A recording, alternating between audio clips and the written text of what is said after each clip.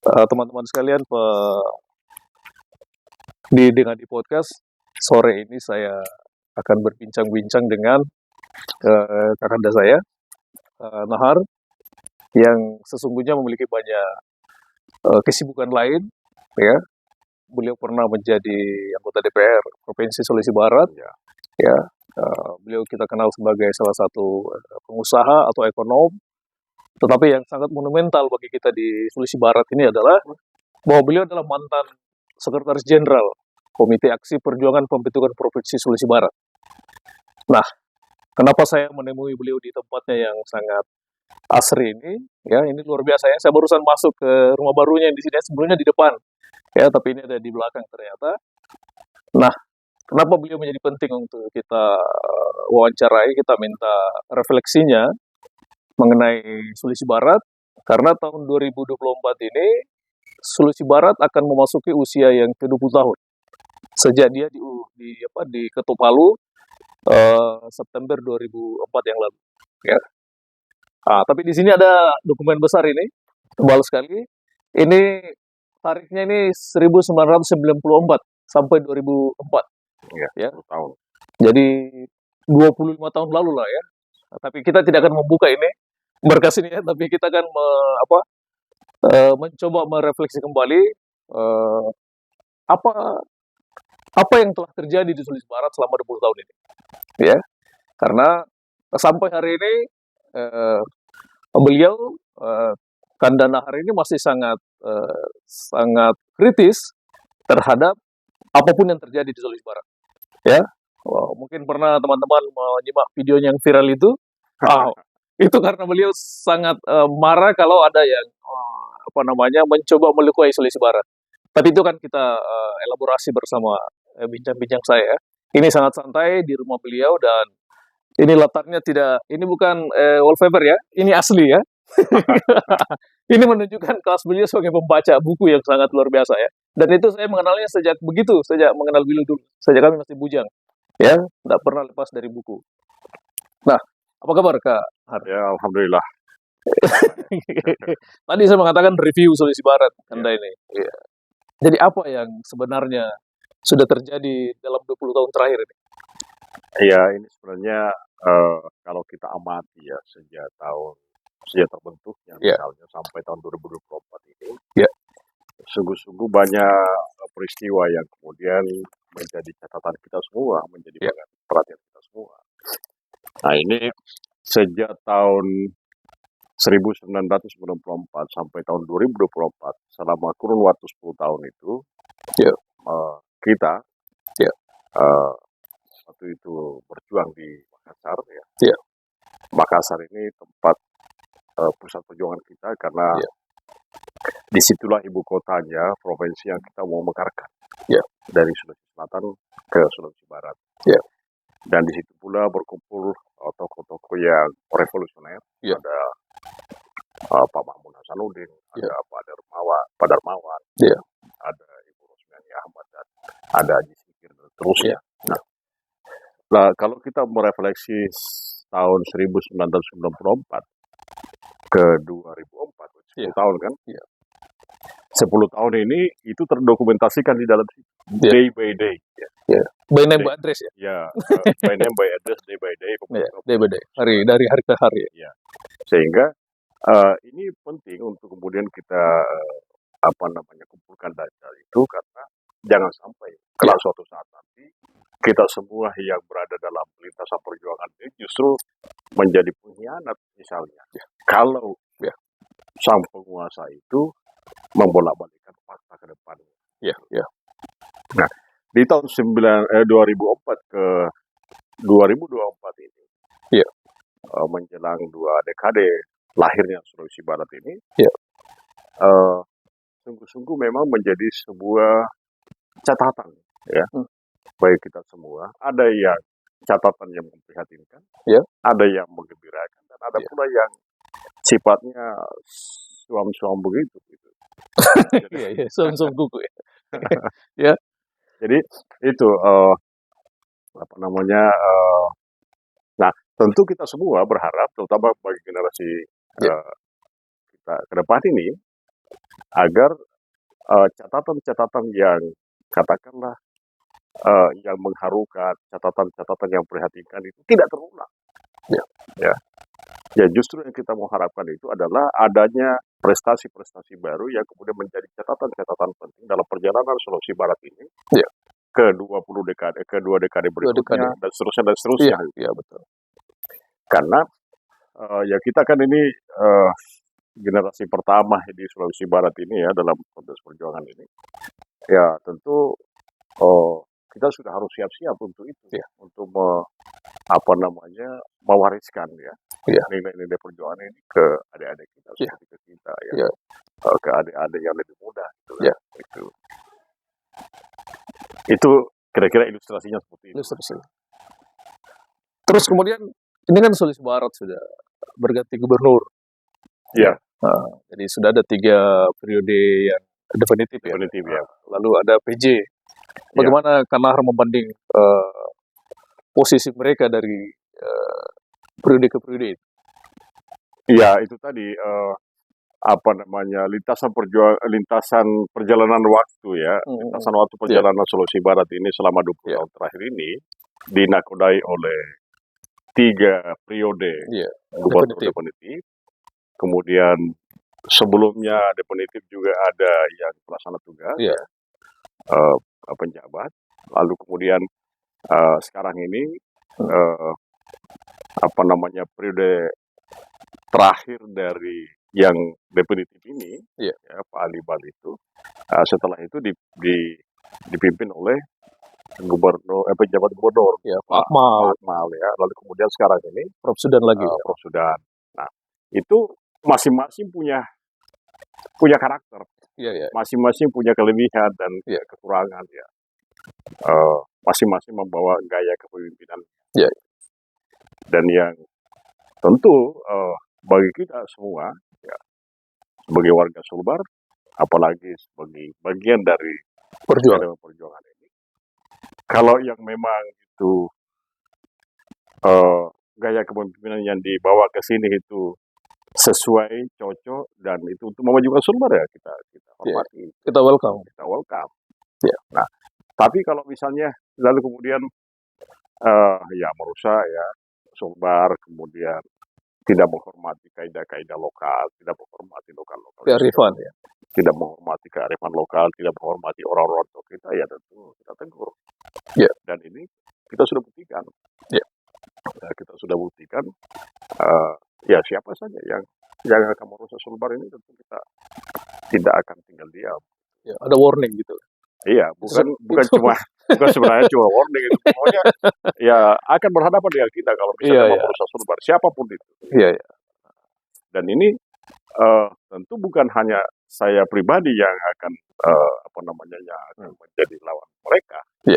Semua elemen Sulawesi Barat, siapa sih yang mau katakanlah yang mau diinjak-injak harkat dan martabatnya. Gitu. Dan justru itulah salah satu hakikat Sulawesi Barat, mengapa provinsi ini kita perjuangkan, mengapa kawasan ini kita perjuangkan, karena kita berharap suatu saat nanti kawasan Paku Siremana ini bermartabat itu. Bermartabat dari sisi kewilayahan, dari sisi ekonominya, kemudian dari sisi sumber daya manusia. Gitu. Jadi itu salah satu harapan kita seperti itu. Apakah Sulawesi Barat ini tetap on the track ini kan? Dengan misi perjuangan kita? Iya. Kalau sekarang ini yang di zamannya Prof Sudan ini on the track, sangat bagus ya. Dibuktikan dengan katakanlah misalnya 24 penghargaan selama 24. Bukan 24, 25. Terakhir penghargaan dari eksponen perjuangan Sulbar. Dalam 11 bulan gitu ya? Nah ini. Yang terakhir. Jadi kemarin kan kita ada kaukus. Yang di Makassar ya? Kaukus itu kemarin kan atas nama seluruh pejuang Sulawesi Barat itu Pak Rahmat Hasanuddin itu memberikan penghargaan kepada beliau atas segala kinerja dan atas segala kinerja, prestasi dan pengabdiannya tulus terhadap Sulawesi Barat, diberikan kepada Profesor Arif Sudan Fahrullah sebagai penjabat gubernur Sulawesi Barat. Karena kami menganggap, kita menilai, kita merekam, kita mengetahui bahwa beliau ini memang betul-betul bekerja dan prestasinya bagus untuk Sulawesi Barat. Tentu nah sebaliknya, hal yang sebaliknya yang penjabat gubernur sebelumnya, Pak Akmal Malik dengan segala macam kelebihannya, tentu kekurangannya pun juga tidak terlepas, tapi itu menonjol kekurangannya. Oleh sebab itu kami tegur waktu itu. Jadi itu teguran ya? Ya, teguran. Sebenarnya pertemuan Kaukus kemarin yang Kakanda gagas dengan Pak Rahmat Hasanuddin itu di Makassar, yang baru berlangsung pekan kemarin, itu sebenarnya bertujuan untuk apa itu? Jadi begini, Kaukus itu pertemuan itu murni pemikiran saya. Di sini juga, di tempat ini juga. Lalu kemudian saya telepon Pak Rahmat bahwa rasa-rasanya penting untuk kemudian kita duduk bersama. Melihat tanda-tanda akhir-akhir ini Sulawesi Barat ini, dinamika politik akhir-akhir ini Sulawesi Barat. Akhirnya Pak Rahmat dia bilang, ya penting sekali. Terus saya tanya beliau, kira-kira apa namanya? Ya, karena beliau kan organisatoris organisatoris dan akademisi, seorang dokter. Langsung aja saya ketika menyebutkan itu kasih nama Kaukus saja. Kaukus saja untuk acara itu ya? Ya, acara itu. Nah, saya cari referensinya, memang Kaukus itu pertemuan. Ya. Jadi pertemuan pejuang itu. Iya, betul. Sulawesi Barat. Nah, itu yang kemudian kita laksanakan di Makassar tanggal 27 April. Ya. Dan ini meskipun itu Kaukus itu ada yang merespons secara positif, ada juga yang tidak. Ya. Tapi kalau kita mau menunggu responnya positif semua orang, tidak akan jalan. Atau menunggu semua orang hadir? Menunggu semua hadir tidak akan jalan. Jadi itulah gayanya pejuang itu, gayanya BPP betul. Itu. Iya, betul. Jadi gayanya BPP itu yang penting tujuannya bagus untuk Sulawesi Barat, apapun kondisinya mulai aja dulu. Jadi nanti ada learning by doing kan? Iya, betul. Disitulah letaknya perbedaannya. Iya. Perbedaannya dengan kelompok lain. Nah, kalau saya menganggap kalau misalnya nunggu dulu si A si B, nunggu dulu ini dan semua, sudah dong. Tidak bisa. Tidak ada hari yang bisa tepat. Tidak ada hari yang bisa tepat. Karena banyak orang yang punya kesibukan. Iya, betul. Tidak ada pengangguran di dalam. Iya, betul. Nah, sekarang karena begitu kita tentukan harinya, mungkin kawan-kawan pejuang Sulbar, ini penting ini, sehingga mereka semua prioritaskan. Alhamdulillah kemarin itu kan ekspektasi kita itu akan hanya mengundang sekitar 60 orang saja. Iya. Tapi ternyata lebih dari 100 orang. 104 atau 104 ya. Sampai kita harus saking dianggap itu bahwa itu adalah sebuah pertemuan strategis, kita spend waktu itu 4 jam. 4 jam menambah waktu di hotel. Dan itu tentu ya kita namanya nambah waktu di hotel itu kan tentu konsekuensinya ada kan. Ada cas gitu. Ada cas. Jadi alhamdulillah ada pejuang Sulbar yang dermawan. Iya. Yang mau mentalaki. Iya. Kalau tidak tersandra kita. Iya. Kemudian apa yang dicapai kemarin dari itu sebenarnya ada. Ini kan posisinya dia strategis karena kita lagi di tahun ke-20 gitu. Iya, 20. Itu. Jadi ini kan Kaukus ini kita kasih nama rembuk strategis. Iya. Dalam rangka menyongsong dua dekade lahirnya Provinsi Sulawesi Barat. Iya. Jadi semacam review, kita bercerita, kita mendiskusikan gagasan, ide, selama rentang waktu 20 tahun Sulawesi Barat itu. Iya. Jadi Sulawesi Barat kemarin itu dibincang dalam 3 dimensi. Iya. Masa lalu, masa sekarang, bahkan masa akan datang. Iya, betul ya. Jadi, ini Kaukus ini menjadi sebuah ajang adu gagasan. Iya. Ya. Bagaimana Sulawesi Barat ke depannya? Iya. Katakanlah 2 dekade berikutnya. Iya. Karena waktu Sulawesi Barat dulu kita perjuangkan, kita ada dokumen itu 50 tahun Indonesia, 50 tahun Sulawesi Barat pertama. Iya, iya. Jadi Ini baru 20 tahun. ini baru 20 tahun. Iya, iya. Ini Ah, kita bisa ya katakanlah anggaplah bagian dari evaluasi dari apa yang kita pikirkan iya, pada saat Sulawesi Barat terbentuk itu di Sulawesi Barat 50 tahun yang akan datang. Jadi 5 dekade. Nah, ini baru 2 dekade. Nah, ini yang kemudian mengapa setiap RPJMD iya, yang dibuat menjadi perda itu iya. bagi gubernur calon gubernur definitif yang terpilih, Iya. terpilih secara definitif kan itu program-programnya itu ya disampaikan melalui pada saat kampanye itu kan ditulis dalam RPJMD, Iya, betul. rencana pembangunan jangka panjang Iya. daerah. Dan itu yang kemudian ditulis dalam diangkat menjadi sebuah peraturan daerah. Setiap RPJMD itu ide-ide, gagasan-gagasan perjuangan itu selalu masuk. Ya, termasuk pada saat saya waktu itu di DPR Provinsi Sulawesi Barat menjadi anggota rencana tata wilayah Sulawesi Barat. TRW ya. Satu-satunya saya punya cita-cita itu masuk di dalam legislatif itu, masih menjadi anggota DPR itu adalah untuk mengkawal itu rencana tata ruang Sulawesi Barat. Dan alhamdulillah saya terpilih di situ menjadi ketua pansus. Yeah. Saya padahal waktu itu saya satu kursi dari Partai Barnas waktu itu, tapi bisa menjadi ketua pansus yang anggotanya 22 orang. Iya, betul. Ya. Anggotanya 22 orang. Berhasil mengalahkan partai-partai besar pada waktu itu. Ya. Tapi ya sebenarnya sih bukan tidak mengalahkan ya. Mungkin karena diberi ruang besar karena itu memang sekjennya, orang yang tahu dagingnya Sulawesi Barat itu kan. Tentu dengan segala macam penilaiannya mereka ya. Iya, betul. Tapi kan ini dinamika politik, kita di organisasi politik. Iya, ya. Sehingga itu tidak boleh terlepas. Iya. Tapi mungkin karena kesadarannya kawan-kawan bahwa Nahar ini punya waktu untuk bekerja. Yeah. Sebenarnya punya waktu aja. Karena dari sisi pengetahuan mereka lebih tinggi daripada saya.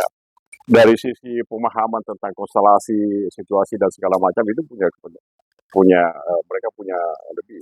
Cuman memang saya sebelum masuk di DPR itu kan saya konsultan perencana. Iya, betul. Jadi tahu seperti apa membuat roadmap-nya ya, etapa-etapa yang harus dilalui untuk sebuah perjalanan panjang. Iya. Karena saya menganggap bahwa begini, kalau kita tidak tahu hendak kemana, bagaimana mungkin kita bisa berharap akan tiba di mana? Iya. Jadi RT/RW ini memantau perjalanannya Sulawesi Barat itu 2014 ke 2034. Iya. Itu 20 tahun. Apa yang mau dibangun di Sulawesi Barat selama 20 tahun itu, itu ada dalam RT/RW. Iya. Nah, ini yang kemudian perjalanan panjang Sulawesi Barat ini yang kita harus tanda petik masyarakatnya harus mengontrol terus menerus. Betul. Sampai salah arah. Jangan sampai salah arah. Sempat kemarin ya katakanlah terproses sedikit, tapi alhamdulillah bisa kembali diluruskan jalannya gitu ya. Kembali ke jalan yang benar gitu. Iya. Gitu. Iya. Terus sebenarnya ini kan tahun politik juga kan. Iya. Kira-kira bagaimana konsepsi para pejuang dalam melihat calon-calon pemimpin kita ini? Jadi oke. Saya justru tertarik pada papan tulis di sini besar ini ya. Udah ini, visinya luar biasa nih. Jadi kan kemarin itu kaukus ya. Iya.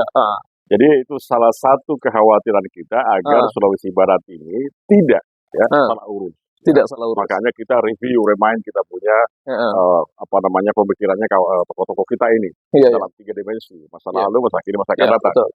Nah, dalam kontestasi situasi politik ya Sulawesi Barat di 2024 ini tentu itu ranahnya partai politik. Betul. Ya. Kaukus kemarin ini hanya menyepakati kriteria calon pemimpin Sulawesi Barat yang diharapkan nanti akan didukung oleh semua elemen masyarakat. Tentu terlebih lagi kita berharap partai politik yang Iya. kemudian mengusung ini Sebagai infrastruktur ya gitu ya? infrastruktur politik ini karena memang ini ranahnya politik Iya, ya. betul. Eh, kita harapkan mereka mendukung. Ya. Jadi Kaukus melahirkan kriteria. Iya. Jadi kayak semacam patron ya. Patronnya. Siapa yang kira-kira cocok Cocok. masuk di sini? Pas gitu ya? Pas itu ranahnya partai politik. Iya. Ya. Silakan cocokkan. Iya. Bahkan mungkin disimulasikan. Iya. Disimulasikan siapa bersama dengan siapa. Iya. Itu sudah ranahnya partai politik. Iya. Jadi para pejuang Sumbar itu hanya bikin frame. Ya. Jangan frame-nya berbentuk tidak berbentuk. Bundar ternyata yang masuk segi 4 gitu ya. Gitu. Jadi itu frame saja. Iya. Mengapa hanya frame saja? Pertimbangannya memang karena para pejuang ini hanya mengkawal nilai. Iya. Selebihnya itu ranahnya partai politik. Bahwa partai politik itu menganggap bahwa misalnya ya partai politik itu menganggap bahwa wah ini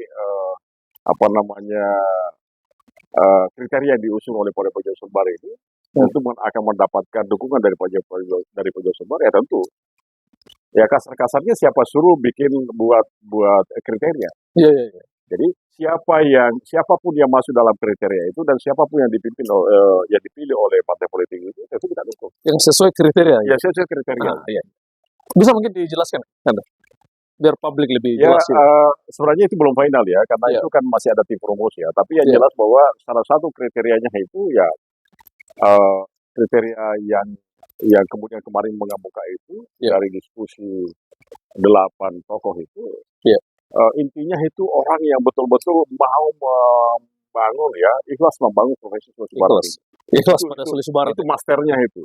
Bahwa dia memiliki kapasitas itu pasti. Sebagai seorang pemimpin kan tidak mungkin berani mencalonkan diri sebagai pemimpin misalnya kalau tidak memiliki kapasitas. Kalau dia tidak kompeten gitu ya? Tidak memiliki kompetensi gitu. Karena ini tidak main-main. Tidak main-main. Dan kemudian tentu kita berharap bahwa meskipun ini masih sifatnya primordial ya, kita berharap bahwa dari kalangan pejuang Sulawesi Barat. Dari kalangan pejuang. Tapi kalangan pejuang ini punya arti yang luas. Ya, punya arti yang luas. Apakah pejuang yang memang ikut serta memperjuangkan terbentuknya Sulawesi Barat ini, atau pejuang yang mau memperjuangkan kriteria ini? Jadi ini loh kriteria, bahwa ini kriteria, bahwa karakter ini sampai Sulawesi Barat ini mencapai level tertentu misalnya. Itu kan mereka kan juga pejuang. Ketika misalnya mereka mau katakanlah berkomitmen untuk membawa serta karakter itu bersamanya dia untuk menjadikan Sulawesi Barat ini ke level tertentu, itu juga pejuang. Tapi ini kan sudah ranahnya partai politik. Iya, betul. Ranahnya partai.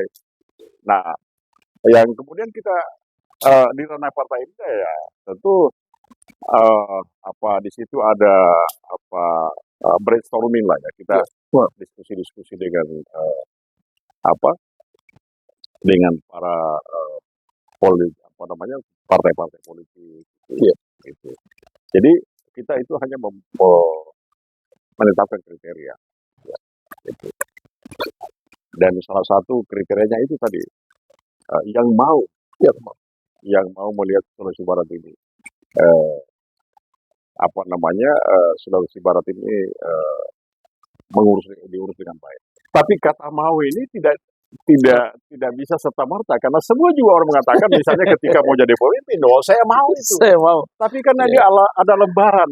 Ada lembaran yang bisa kita pelajari. Kalau di Mandar ini ada istilah maka, sitinaya. Itu.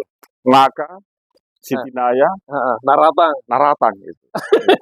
Jadi itu yang kemudian kita akan kembangkan itu dalam bentuk mendorong ke ranah partai politik. Dan harapan kita tentu partai-partai politik yang memang yang memang menghendaki perubahan, yang menghendaki Sulawesi Barat ini diurus dengan baik, ya tentu kita hormat itu. Jadi itu harapannya kita. Dan ini kan misalnya begini, salah satu tokoh kita